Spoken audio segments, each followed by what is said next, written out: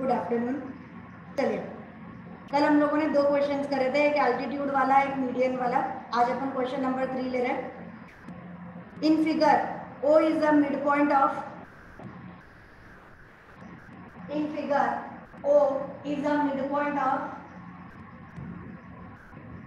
AB and CD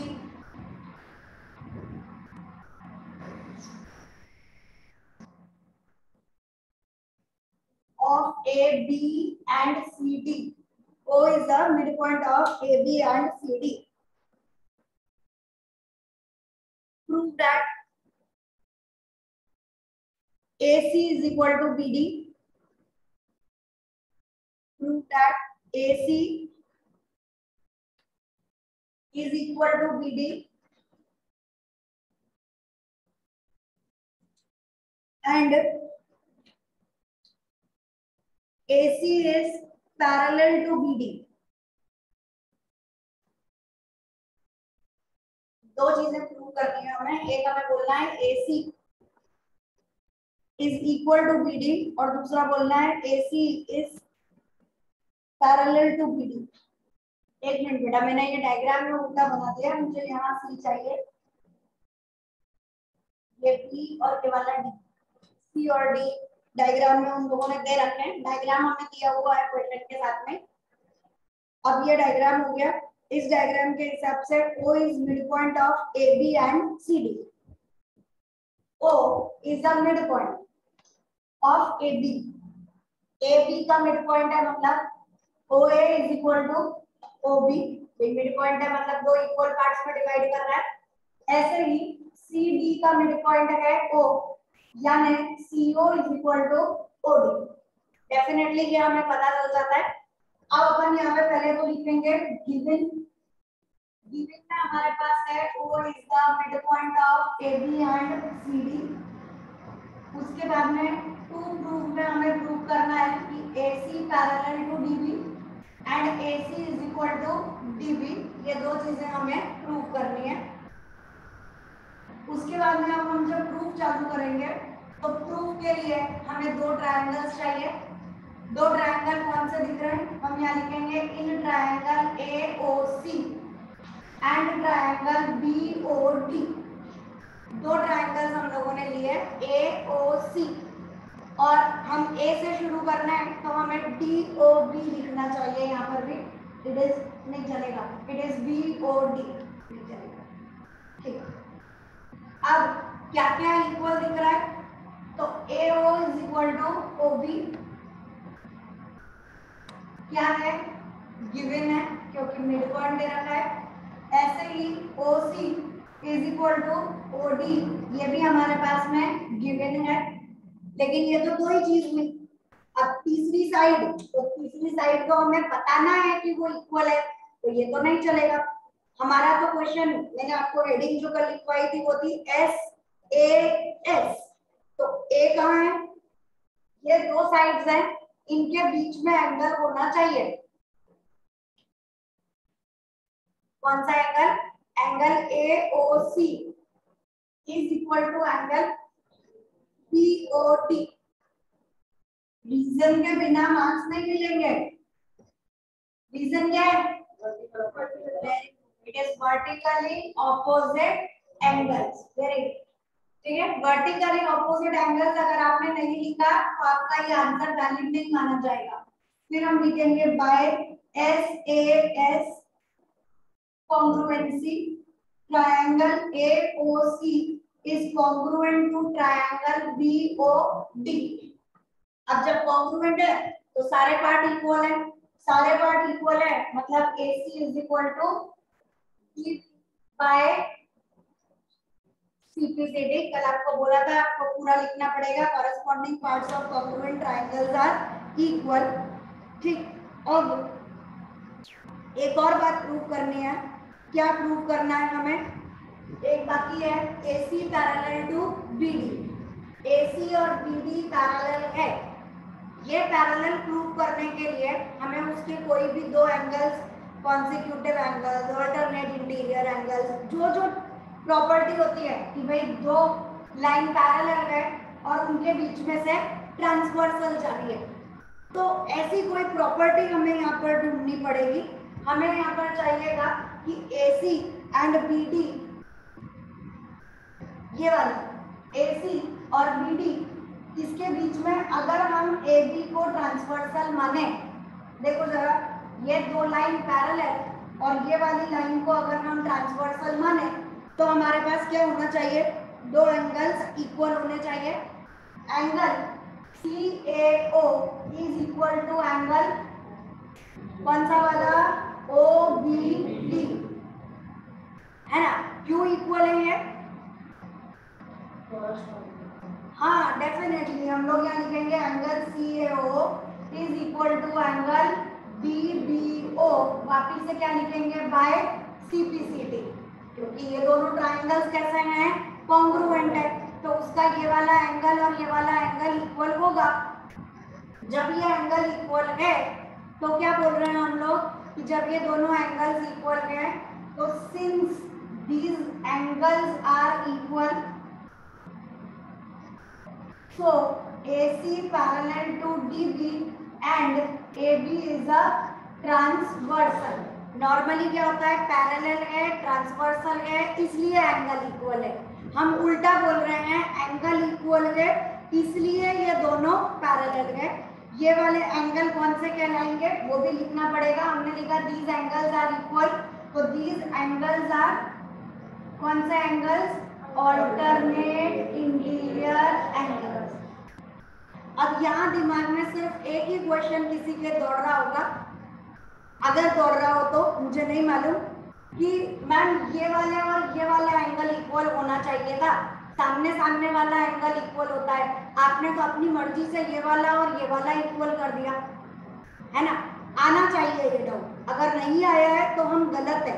हम अभी chapter को समझना शुरू कर रहे हैं, इसलिए आपको ये डाउट आना ही चाहिए कि मैम हमने ये और ये, जब हमने ये साइड ली तो हम एंगल कौन सा ले रहे हैं, ये कैसे पता चलेगा।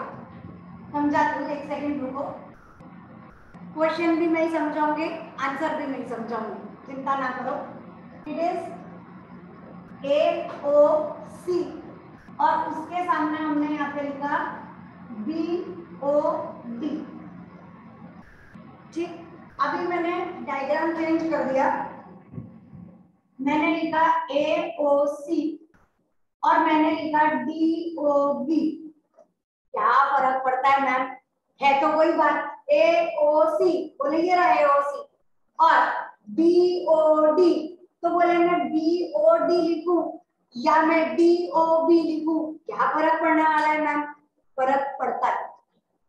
क्या फर्क पड़ता है, जब आप लिखते हैं congruent parts of corresponding parts of congruent triangle, corresponding का मतलब क्या होता है कि अगर मेरे पास में ये हाथ है तो उसके बाजू वाला हाथ ही क्या होगा, एग्जैक्टली अलाइव। मैं बोलूं हाथ मेरा ले ले, एक हाथ मेरा एक हाथ पड़ोसी का ले लो, हाथ तो हाथ ही है, क्या होगा, क्या एग्जैक्टली अलाइक आंसर आएगा, नहीं आएगा ना। तो वही चीज वही हम लोग यहाँ पर भी लेंगे कि अगर मैंने बोला है AO is equal to OB, तो AO जहां पर आ रहा है उसी के सामने क्या आना चाहिए, OB। तो AO के सामने कौन आ रहा है, OB। कॉरेस्पॉन्डिंग जिस साइड आप ले रहे हैं उसी साइड दूसरे वाले को भी रखना सीखिए। ये बहुत छोटी सी बात है, बहुत बेसिक बात है, जो ना हमारे दिमाग में कभी क्लियर होती है और ना हम कभी इस बारे में सोचते हैं। मैम ने बोला ऐसा कर लो, हमने कर लिया। मैम ने बोला 3 चीजें ढूंढनी है, हमने ढूंढ दी, पर कौन सी 3 चीजें ढूंढनी है, जो कॉरेस्पॉन्डिंग हो। AO के सामने OB, दूसरा हमने कौन सा लिया, OC के सामने OD, OC के सामने OD। यहाँ OC के सामने OD नहीं आ रहा, आपका एक राइट साइड वाला है, एक लेफ्ट साइड वाला हो गया, मतलब ये डायग्राम नहीं चले। और एंगल अगर हम देखें तो हमने बोला angle AOC is equal to angle BOD, angle AOC is equal to angle BOD, बराबर तीनों एक जैसे आपको नजर आ रहे हैं। तो अब जब हम यहाँ ले रहे हैं एंगल CAO, कौन सा एंगल लिया, ये वाला एंगल CAO, तो उसका कॉरेस्पॉन्डिंग भी कौन होगा, एंगल DBO। समझ में आता है? मैंने मेरी मर्जी से यहाँ पर बी नहीं ले लिया कि मेरी मर्जी हुई तो मैंने ए ले लिया, मेरी मर्जी आई तो मैंने बी ले लिया। हमें पता चलना चाहिए कि कॉरेस्पॉन्डिंग का मतलब क्या है। कॉरेस्पॉन्डिंग का मतलब ये लेफ्ट ले रहे हो तो ये भी लेफ्ट साइड ही ड्रॉ करिए। ये एंगल O ऊपर जा रहा है तो इधर भी O ऊपर ही जाना चाहिए। ऐसा ना हो आप लेफ्ट साइड वाला ले लें। कॉरेस्पॉन्डिंग अगर मैं 90 डिग्री ड्रॉ करने जाऊं, ये मैंने लिया AOB, ठीक है, और अब मैंने ड्रॉ कर दिया ऐसा वाला, ठीक है। अब मैं बोलूं कि मेरी ये वाली साइड राइट साइड वाली इस राइट के बराबर है, कैसे हो सकता है ऐसा? ये तो हाइपोटेन्यूज है और ये एक छोटी वाली साइड है, इट इज नॉट एप्लीकेबल। आपको बराबर से ध्यान से देखकर देना पड़ता है कि हम किस कॉरेस्पॉन्डिंग पार्ट की बात कर रहे हैं। तो CPCT लिखना मजाक नहीं है, उसका अपना एक जेन्युइन मीनिंग है और वो हमें डे 1 से पता हो तो हम ज्यादा बेटर कर पाते हैं। अब लिखिए equation. In the figure it is given that, diagram दे रखा है, it is given that AB is equal to CF,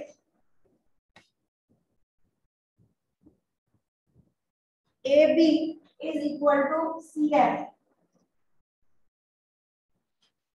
comma EF is equal to BD,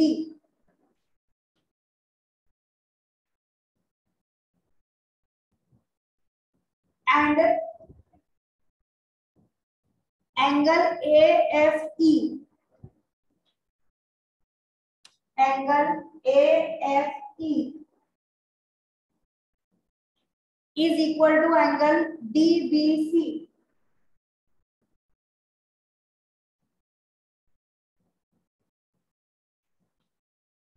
Prove that triangle AFE, triangle AFE is congruent, congruency का sign लगाइए, sign याद हो गया ना congruency का, ऐसे इक्वल टू का साइन और उसके ऊपर ये सिमिलैरिटी वाला साइन, ये साइन कॉन्ग्रुएंसी का। Triangle AFE is congruent to triangle CBD।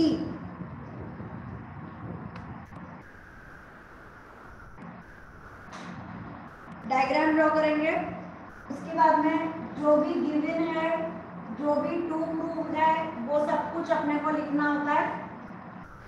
Step by step एक एक चीज पर चलते हैं अपन। गिवन में हमारे पास है AB is equal to CF,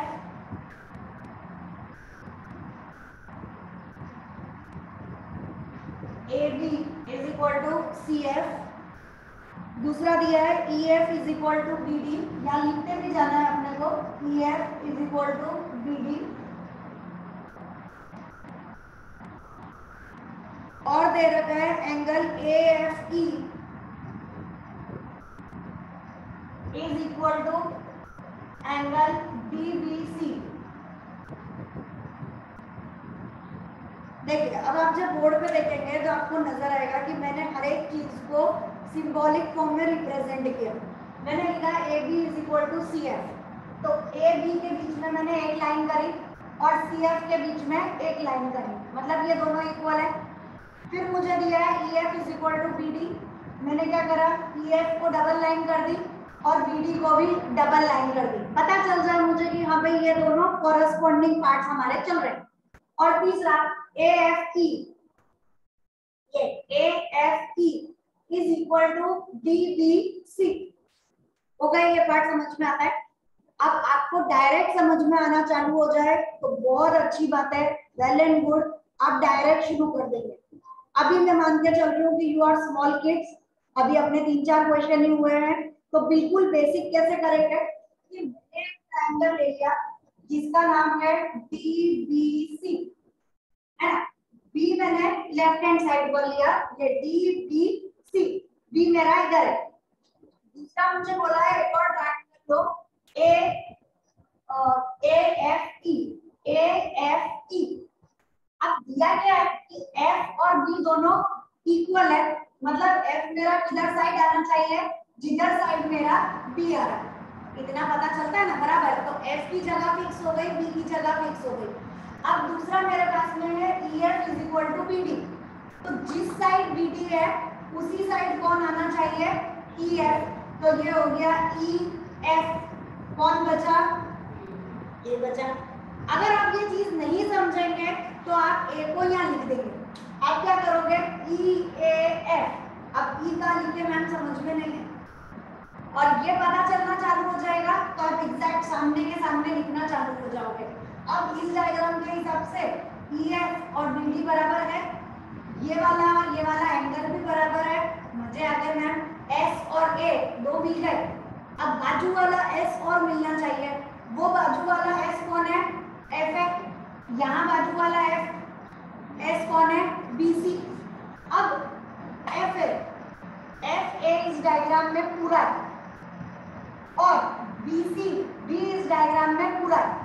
जबकि मुझे तो क्या कह रखा है कि a B is equal to f c. गड़बड़ है, मुझे तो आधा पार्ट, अब ये भी नहीं दिया कि this is the mid point, है ना। आधा पार्ट ए बी जैसा वाला पार्ट हमें दे रखा है। क्या बच रहा है, बी एफ। इधर वाले में भी क्या बच रहा है, अगर मैं दोनों साइड बी एफ ऐड कर दूं तो A B plus B F, A B plus B F क्या बन जाएगा, ए एफ। और ऐसे ही F C plus B F कर दूं तो क्या बन जाएगा, अरे वाह मजे आ गए। हमें क्या चाहिए था, a f is equal to b c और हमारा काम हो जाएगा एस ए एस कॉन्ग्रुएंसी और hence both triangles are congruent. दिमाग में जाती है बस, इसी चीज को अब हमें लिखना है। गिवन लिखा, टू प्रूव में हमें लिखना है ट्रायंगल ए ई एफ जो भी दे रखा है congruent to triangle C D b. देखो नाम लिखते टाइम पे ऑर्डर में चलते हैं हम लोग, कैसे चलते हैं, A E F is equal is congruent to C D B. A पहले लिया तो इधर सी पहले लिया, ई पहले लिया, डी पहले लिया, फिर एफ लिया, फिर बी लिया।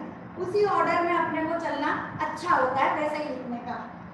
प्रूफ में सबसे पहले यही शुरू करेंगे कि a B is equal to f c given add BF on both the sides. तो AB plus BF is equal to FC plus BF.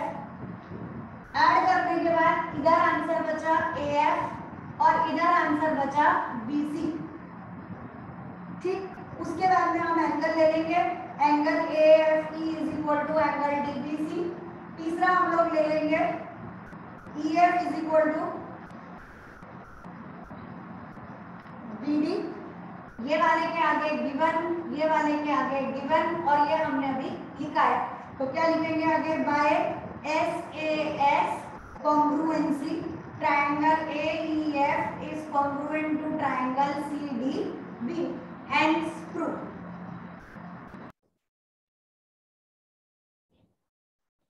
Next question is in figure x and y are 2 points, x and y are 2 points on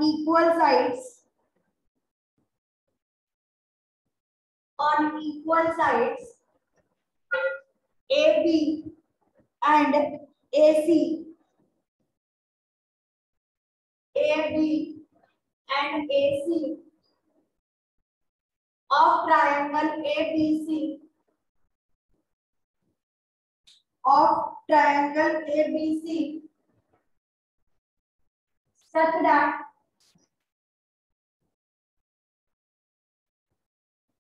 that AX is equal to AY, AX is equal to AY.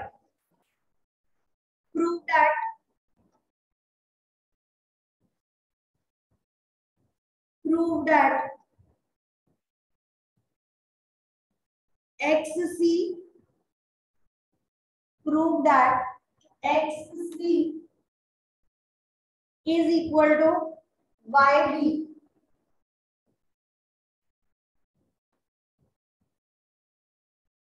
ठीक, अब हमें x और Y दो points दे रखे हैं, points तो ठीक है ना, इक्वल दिया है ना वर्ड दिया है कुछ।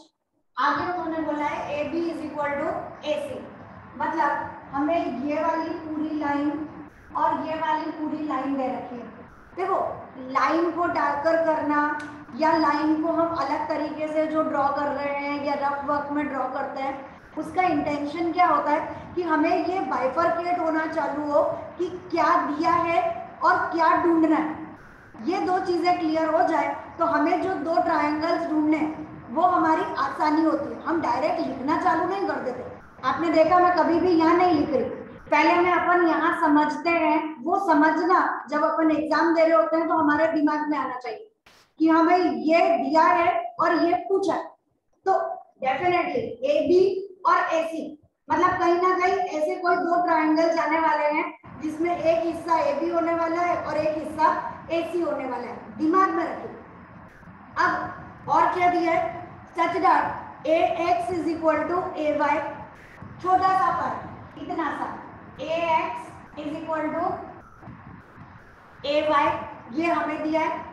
और तीसरा हमें बोला है X C is equal to Y B, X C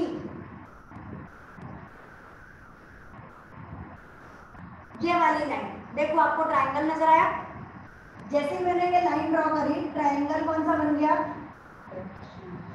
A x सी, मतलब एक ट्रायंगल कहीं ना कहीं मेरे पास है ए एक्स। दूसरा ट्रायंगल कौन सा होगा, वो मैं डॉटेड लाइन से ले लेती हूँ, भले ये वाला, उसके बाद में ये डी वाई वाला, और उसके बाद में ये वाला। डॉटेड लाइन से समझ में आ रहा है, ये वाला ट्रायंगल मेरे लिए दूसरा तैयार हो गया, that is triangle A by B. इतना पता चलेगा। अब आपको इसका शॉर्टर पार्ट बनाना है, यहाँ पे दो ट्रायंगल्स ड्रॉ करना है, आप करिए, बनाई नहीं है, आपको पसंद आता है आप ये पैटर्न यूज करिए कि भाई ए एक्स सी, तो इसमें ए मेरे पास आ रहा है, एक्स ये वाला आ रहा है और सी इधर आ रहा है। दूसरे वाले में मेरे पास आ रहा है ए बी वाई। अब यहाँ पर ये भी चेक करना कि जो ए आ रहा है वो पूरा आया, कहीं कट तो नहीं हो गया, है ना। जब मैंने ए एक्स सी लिया तो पूरा ए आ रहा है, और जब मैंने ए बी वाई लिया तब भी मुझे पूरा ए मिल रहा है, पूरा ए दोनों के अंदर मिल रहा है। इतना मजा आया, क्या आंसर मिल गया, angle A is equal to angle A common. ठीक है, उसके अलावा अभी हमें दिया था A B is equal to A C. अब क्या डायग्राम मेरा राइट कहलाएगा, नहीं कहलाएगा, क्यों, क्योंकि ए बी लेफ्ट साइड पर है और ए सी राइट साइड पर हो गया, तो मुझे ये यहाँ चेंज कर देना चाहिए, मुझे यहाँ सी और यहाँ पर एक्स लिखना चाहिए। अभी बराबर हो गया, A C is equal to A B, angle A is equal to angle A, S मिल गया, ए मिल गया। अब एक और साइड मिल जा, एक और साइड कौन है, ए एक्स और ए वाई दिए उन्होंने हमें, हाँ दिया है ना, एक और दे रखा है A X is equal to, given में दिया है बेटा, हमें दे रखा है two sides are present on equal sides A B and A C, मतलब A B is equal to A C of triangle A B C such that A X is equal to A Y. तो A x और ए Y भी equal दे रखा है, तो दो side तो उन्होंने ही दे दी, और एंगल हमने बता दिया कि angle A is equal to angle A common. तो अब अपन प्रूफ में कैसा लिखेंगे, प्रूफ होगा A C is equal to A B given, उसके बाद A X is equal to A Y given. अब याद आ जाए कि अरे एंगल बीच में आता है तो यहाँ बीच में डाल दो, angle A is equal to angle A common by SAS congruency triangle AXC is congruent to triangle A by B। Proof क्या करना था, XC is equal to YB। देखो इस ट्रायंगल में आ रहा है XC भी आ रहा है और YB भी आ रहा है, तो हम यहाँ पे लिखेंगे XC is equal to YB, कैसे corresponding parts of congruent triangle। चलिए बढ़िया।